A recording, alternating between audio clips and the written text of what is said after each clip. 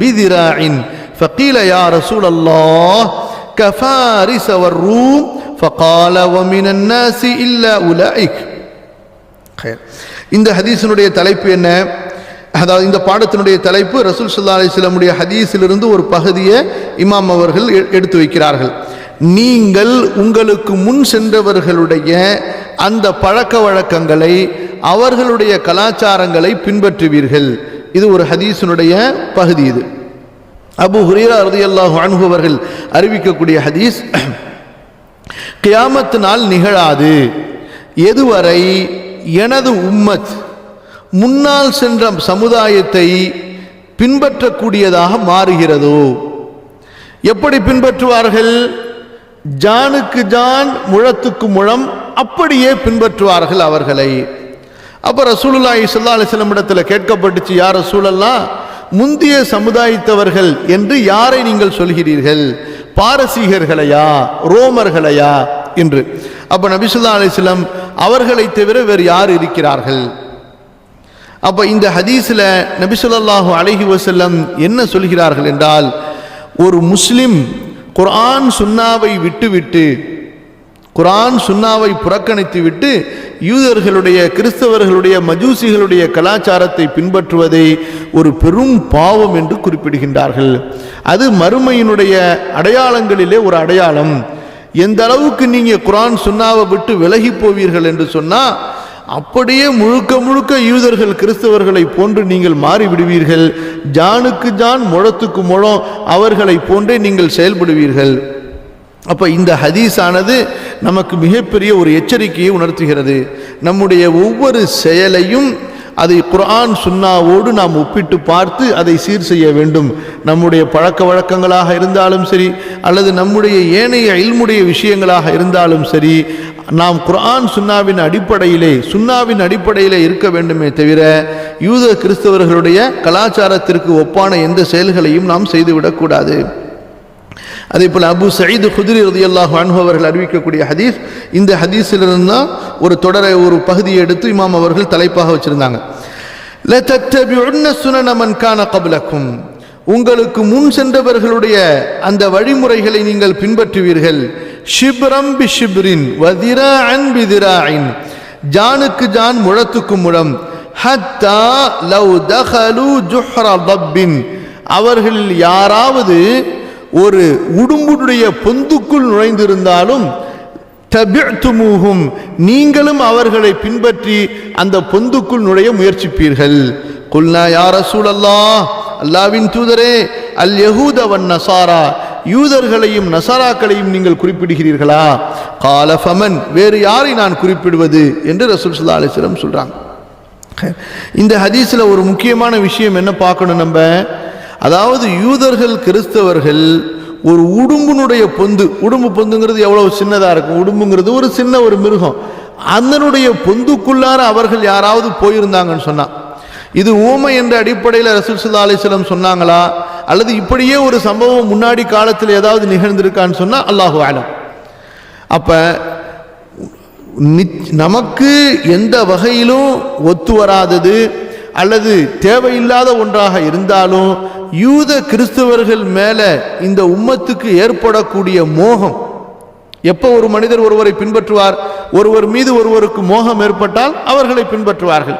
இன்று மக்கள் சினிமாவில் நடிக்கக்கூடிய அந்த நடிகர்கள், நடிகைகளை பின்பற்றக்கூடியவர்களாக இருப்பதற்கு என்ன காரணம்? அந்த நடிகர் நடிகைகள் மேல அவர்களுக்கு இருக்கக்கூடிய மோகம், பிரியம். அப்ப அவர்களை இவர்கள் நேசிக்கின்ற காரணத்தால் அவங்கள மாதிரி ஆடை அணிகிறது, அவங்கள மாதிரி முடி வெட்டி கொள்வது, அவங்கள மாதிரி பேசுறது, அவங்கள மாதிரி நடக்கிறது, அவங்கள மாதிரி உணவருந்துறது, எல்லா விஷயங்கள்லையும் அவர்களை அப்படியே இவர்கள் காப்பி அடிக்கிறார்கள். அதற்கு என்ன காரணம்? அந்த முஹப்பத் ஏற்படும். அப்ப யூதர்கள் கிறிஸ்தவர்கள் மேல உங்களுக்கு ஏற்படக்கூடிய அந்த முஹப்பத்தானது அவர்களை அப்படியே நீங்கள் பின்பற்றுவீர்கள். அப்படி பின்பற்றும் போது தேவையானது தேவையில்லாதது என்றெல்லாம் பார்க்க மாட்டாங்க. எப்படியெல்லாம் அவர்கள் செய்தார்களோ அதை செய்வதுதான் நோக்கமாக இருக்குமே தவிர அதுல பிரயோஜனம் இருக்கா இல்லையா, அதை நம்ம எப்படி செய்யலாம், நமக்கு அது தேவைன்னா அதை நம்ம எப்படி எடுத்துக்கலாம் என்றெல்லாம் பகுத்து பார்க்கக்கூடிய அளவுக்குண்டான அறிவை இழந்திருப்பார்கள். எந்த அளவுக்கு முட்டாள்தனம் மிகச்சி விடும்னு சொன்னா, அவங்களில் ஒருத்தங்க ஒரு உடும்பு பொந்துக்குள்ளார போகிறாங்கன்னு சொன்னால் அதை பார்த்துட்டு இவனும் அந்த உடும்பு பொந்துக்குள்ளார போகிறதுக்கு முயற்சி பண்ணுவான். அதனால் என்ன நன்மைங்கிறத பற்றி சிந்திக்க மாட்டான். இன்றைக்கி நம்ம பார்க்குறோம் இந்த விஷயத்தை. ஆடையினுடைய கலாச்சாரத்திலையும் சரி, அதே போல் இன்னும் நிறைய விஷயங்களில் அவர்கள் எப்படி இருக்கிறாங்களோ அப்படியே இவர்கள் அதாவது உரிச்சு வச்ச மாதிரி இருக்கணும்னு முயற்சி பண்ணுறாங்க. அதில் எவ்வளவு அசிங்கங்கள் இருக்குதுங்கிறத கூட பல நேரத்தில் மக்கள் பார்க்கறது கிடையாது. இப்போ உதாரணத்துக்கு சொல்கிறதா இருந்தால், இப்போ சில பேர் பேண்ட் போடுறாங்க பாருங்கள்.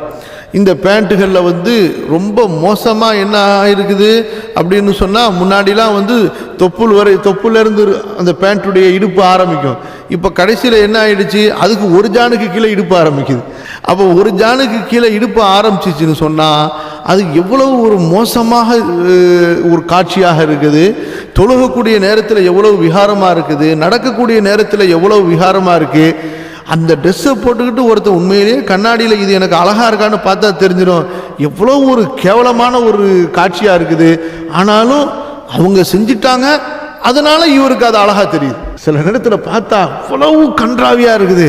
ஆனால் அவனுக்கு அதை பார்த்துக்கிட்டு அதை போட்டுக்கிட்டு அவன் நடக்கிறத பார்த்தீங்கன்னா, யா அல்லாஹ், பின்னாடியிலேருந்து கத்தி இருந்தால் கழுத்தை தனியாக சீவிடலாமான்னு தோணுது.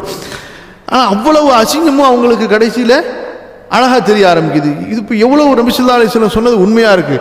உடும்பு பொந்துக்குள்ளார ஒருத்தன் அவங்களில் போயிருந்தாலும் கூட நீங்களும் போக முயற்சிப்பீங்கன்னு சொன்னால், அப்போ அந்த அளவுக்கு இந்த உம்மத்து தன்னுடைய நேரு வழியை இழக்கும் என்று சொன்னால் அது எவ்வளோ பெரிய வேதனைக்குரிய விஷயம்.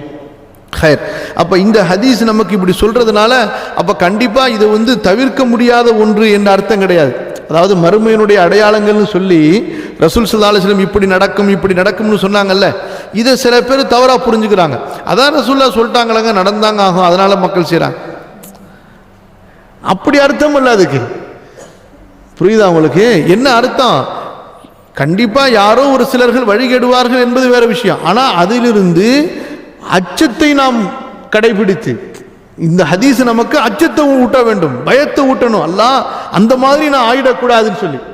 இப்போ ஒரு மனிதன் பாவம் செஞ்சு நரகத்துக்கு போவான்னு சொல்லிட்டா, அதான் பாவம் செஞ்சால் நரகம்னு இருக்குதுல்ல, நான் பாவம் செஞ்சால் நரகத்துக்கு போகிறேன், நான் என்ன பண்ணுறது? இப்படியா ஒரு அறிவாளி பேசுவான்? இந்த பாவம் செஞ்சால் நரகம்னு சொன்னால், அல்லாஹ் அந்த பாவத்திலிருந்து என்னை பாதுகாத்துக்க, அந்த பாவத்திலிருந்து தன்னை எப்படி பாதுகாப்பது என்ற பயமும் பேணிக்கையும் ஒரு முஸ்லீம் இடத்துல இருக்க வேண்டும். அதுதான் இந்த ஹதீஸிலிருந்து நம்ம படிக்கணும். இந்த ஹதீஸ் என்ன சொல்லுது? அந்த நம்ம உடனே நம்மளை பார்க்கணும், நம்மள்கிட்ட என்னென்ன செயல் இருக்குது யூதர் கிறிஸ்தவர்கள் மாதிரி. இமாம் இப்னு தைமியா ரஹ்மத்துல்லாஹி அலைஹி இக்திலாஉ ஸிராத்துல் முஸ்தகீம்னு ஒரு பெரிய நூல் எழுதியிருக்கிறாங்க.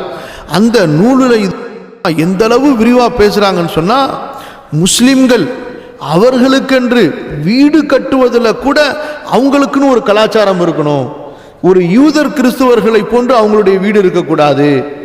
கல்வியில் பொருளாதார கல்வி, வேற தொழில்நுட்ப கல்வின்னு சொன்னால், அந்த கல்வியை யூதர்கள் கிறிஸ்தவர்கள்ட்டிருந்து நமக்கு ஒரு பயன் தரக்கூடிய ஒரு கல்வி இருந்து அதை நம்ம எடுத்தாலும் கூட அதை அப்படியே நம்ம எடுக்கக்கூடாது. அதில் நமக்கு தேவையான அளவுக்கு மாற்றங்களை செய்து தான் அந்த கல்வியை நம்ம எடுத்துகிட்டு வரணும். அதே போல் எந்த ஒரு விஷயமா இருந்தாலும் சரி, அவர்கள்ட்ட இருக்கக்கூடிய ஒன்று பொது பயனுள்ள ஒரு விஷயமாக இருந்து அது அவங்க கண்டுபிடிச்ச விஷயமாக இருந்தால் அதை நம்ம அப்படியே எடுக்கக்கூடாது. அதில் அவர்களுக்கு மாற்றம் செய்யக்கூடிய வகையில் ஏதாவது மாற்றங்களை செஞ்சு தான் நம்ம எடுக்கணும். அந்த அளவுக்கு கண்காணிக்க சொல்கிறாங்க. புரியல உங்களுக்கு?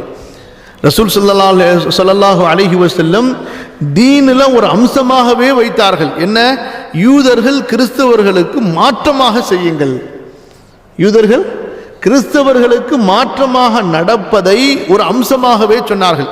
இப்போ ஆரம்பத்தில் பார்த்தீங்கன்னு சொன்னால், ரசூலுல்லாஹி ஸல்லல்லாஹு அலைஹி வஸல்லம் மொத்தமாக தலையை தூக்கி சீவி இருப்பாங்க, தலையை மொத்தமாக சீவி இருப்பாங்க. அப்புறம் மதீனால பார்த்தா யூதர்கள் அந்த மாதிரி சீவி இருந்தாங்க. அப்போ ரசூல் ஸல்லல்லாஹு அலைஹி வஸல்லம் சொன்னாங்க, இல்லை, யூதர்களுக்கு மாற்றம் செய்யுங்க, நீங்கள் நடுவில் வாக்கெடுத்து சீவுங்கன்னு சொன்னாங்க.